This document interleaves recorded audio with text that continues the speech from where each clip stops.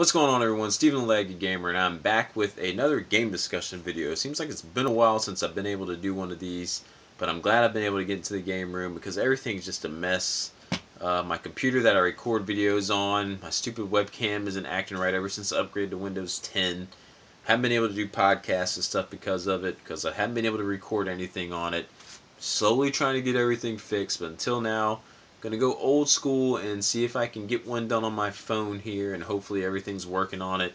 And we'll probably get the old autofocus zoom effect going on. But I've had a game that I beat about a week ago that I've been really wanting to talk about because if you can see at the title, it is XCOM Enemy Within. It's the expansion upon XCOM Enemy Unknown. It just went ahead and added a whole lot more stuff to the game, made it that much more better than what it already was. But XCOM Enemy Unknown, XCOM Enemy Within, as of today, it is hands down my favorite strategy game of all time now. There's nothing that can top it to me. It's amazing. With XCOM 2 already out, I'm dying to want to play that, but I know my PC probably can't handle it. I'm itching to get my hands on it, but as it stands right now, this is my favorite strategy game of all time. I love everything about this game. So let's go and dive into it. Let me tell you why. If you haven't played XCOM already, you need to go ahead and give it a try because it is just amazing. Basically, what is it? XCOM is a tactical strategy RPG game. Basically, what is XCOM about? Basically, aliens are coming to take over the planet, and it's XCOM is a organization that's been brought together to fight off the aliens and to keep Earth protected and safe. So that's pretty much the gist of it. Um, they have some certain underlying missions and goals within XCOM and what they're trying to achieve, but you're just trying to stop this invasion from happening, them taking over the planet. And like I said, it's just a tactical strategy RPG, but it's just, if you're familiar with the game, it's not along the same vein as such like Final Fantasy Tactics or Tactics Ogre, because those are strategy RPGs too. This is kind of different in when you control your character, they have a certain amount of movement space they can move to, and then when they attack, they have certain ranges they can attack to. It seems like in Final Fantasy Tactics or other games, unless you have a ranged character, a la a mage or a bow and arrow type person, an archer, you have to be like within a tile or two to even do any attacks. In this game, it's just awesome because you have guns and rocket launchers and stuff, and you're shooting across maps. Ghost Recon on 3DS.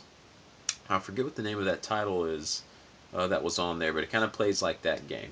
But it's just light years better. So let's since we're talking about the gameplay, let's go ahead and get into it. How do you play XCOM? Like I said, it's a strategy game where you have a movement action and you have another action. You can do up to 2 actions per turn. Most of the time being moving, and then the next one would be shooting, using one of your soldier's abilities or something. And most of the time, the main goal of the game is when you're put into a situation on the map, you go and you defeat all the aliens in that area. It's pretty simple, right? No, it's actually really hard. It's really hard. This game can be very brutal at times. Basically, you start off in your XCOM hub where you can. The main goal of the game, like I said, is to fight off this alien invasion. XCOM is made up of organizations or all the different countries are funding your project. You have a situation room where you go to and you can see the kind of the threat levels of each country. You have North America, South America, Argentina. You have all these countries who are funding you. And as time progresses, you will get panic increases in those areas. You'll have a situation arise where you either have to go to North America, maybe South America, or Africa. You have to go to one of those 3 places and fight off an alien attack that's going on there. If you don't go, you can only choose one. The other 2 that you choose not to go to are going to then get a panic increase in their area. So if a country reaches their maximum panic increase, they will drop out from funding you in the XCOM organization. You'll lose their funding. While I played through, I didn't lose any funding, so I was able to get through the whole game without anyone. I got in Australia kind of was on shaky grounds there, but there are some missions you get through that actually decrease all the panic in all the countries uh, global wide. So missions like that are really awesome when you run across them. But basically, the gist of this game is to get soldiers, level your soldiers up, and get more soldiers and level them up too. Because there are times in this game where you could get into a mission, everything could go wrong, and one of your soldiers could die. That's not much. You can just replace them with nothing. That's one of the key things with this game is the soldiers. Is I went through the game naming them as my friends and all the people I know, like on YouTube, Dusty Christ, Alex Chance, Paige Femtrooper. She was my all-star of the team sniper. She had the most kills and everything, but that's the great thing with the game. You can rename the characters and make them who you want and their classes. There's different classes in the game. You have your assaults, you have your snipers, you have your heavy weapon class, you have your support class, each with their own traits and character abilities that will just help change the way the game's played. Want to go through a whole team of snipers? Go for it. Put a bunch of team of snipers together and play through the game. But I had a good mix and balance of every class, and that's where it is. It's that connection with your soldiers. It's the connection you have with them that really drew me into the game. I did not want to let Alex get killed in any of these maps. I didn't want to see Dustin go down. I didn't want to see Paige. I didn't want to see anyone get hurt in the matches or go down and get killed in action. Because if not, you'd have to reset, just like in any Fire Emblem or any other game, unless you have your permadeath on. Because you can do an Iron Man setting in this game where you have one save and there ain't no going back. So just the attachment you get with your crew is just awesome, and seeing them level up and the different abilities they get, getting the new armor and unlocking armors for them is just awesome. And that's one of the things with the game. Your base starts off as nothing, and it's up to you to build your base up. You have to build certain engineering areas, foundries. You have to build power generators to keep everything powered up that you're building. You have to research things. You have to research alien autopsies that can help you create new weapons and new gear. And all this is done on a time scale. As time progresses, that's how your research gets done. Certain buildings take a certain amount of time to build. That's where people can get a little overwhelmed at first when you start this game. You're getting thrown all this stuff, and you're like, okay, I gotta build this. But the game kind of walks you through. Like, there's a main quest line of what they want you to do. Build an alien containment facility, then capture an alien. Once you do that, story will progress. My tip to anyone playing this game, though, don't progress the story that quickly. There's If you want to continue doing these missions because the game will not move forward until you complete the main story mission. So you can sit there and you can earn money and stuff like that by completing more missions and such, earning more engineers and scientists, which are needed to build certain areas of the game as far as creating weapons and areas and stuff. You can just take your time with that. No need to rush. If there's a project you want to research it before you move on through the story. It could unlock a new weapon that will make the next part of the game a lot more easier. So it's picking and choosing when to research things, what facilities you need to build first that really can make or break your game. Because sometimes there's going to be places in your situation where you're going to see a country that's panic level starting to go up, and you're going to wish if you deploy a satellite in those areas, the satellite will take the panic down in it. So you're going to wish you had a satellite to put in that area, but oh crap, you didn't build the satellite uplink so you could have more satellites to build to put in the areas. So you really got to pre-plan and kind of think out how you want it to go. But once you get the hang of it and get used to it, it just all starts clicking. It just starts clicking. And pretty soon research gets faster, things get built quicker, and you're just rolling. You're on a ball rolling, just leveling up your soldiers, having a good time.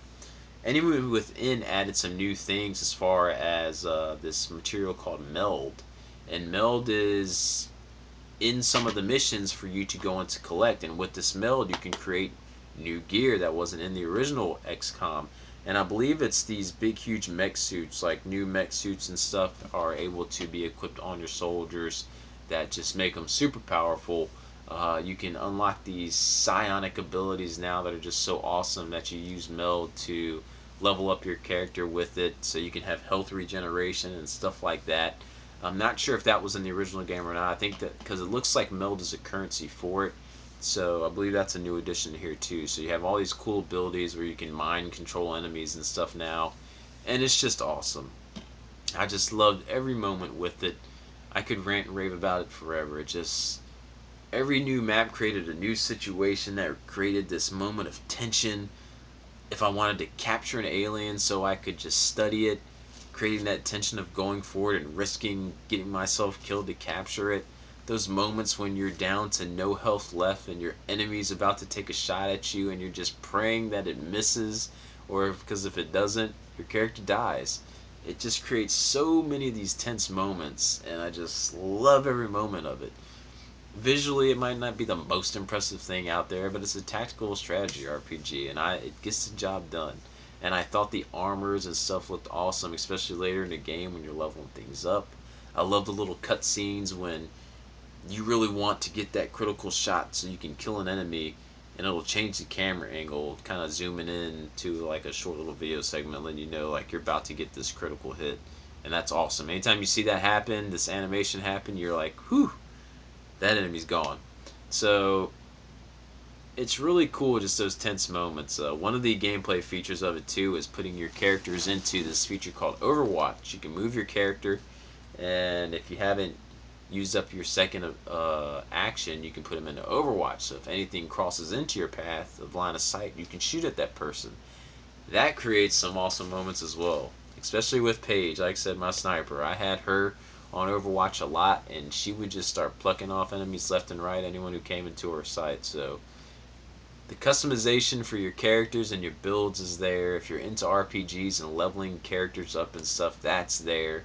The story, it might not be the strongest thing, but it's all about the gameplay and the connection you get with the characters. The music's awesome in the game. I just love everything about it. So you can get it real cheap on Steam these days, especially these first entries. So I would highly recommend giving it a go. I know I didn't touch on everything here, but I don't know how much recording I have left on my phone because I know it's full of stuff. So I just want to hurry up and just wrap it up and just let you guys know how much I love this game. As it stands now, like I said, it is my favorite strategy game of all time, and it would easily be in my top 10 games of all time. If I ever truly sat down and thought about what would actually be my top 10 of all time, I know this game would be on there. I really want to play XCOM 2. Like I said, don't think the computer will handle it. Hopefully we'll get a console release on that too, but I don't see that happening anytime soon. But until then, I could always replay this baby because it is the replay value is there, is that much fun. So thinking about doing another playthrough, recording it, letting everyone in the community get involved, naming people after you guys and stuff like that. So we'll see. But until then, that's enough with this one. Hope you enjoyed it. It's been a while since I've done one of these, but hope you enjoyed what I was able to present for you on this one and working the rust off with it. So that's about it. Like a gamer, like out.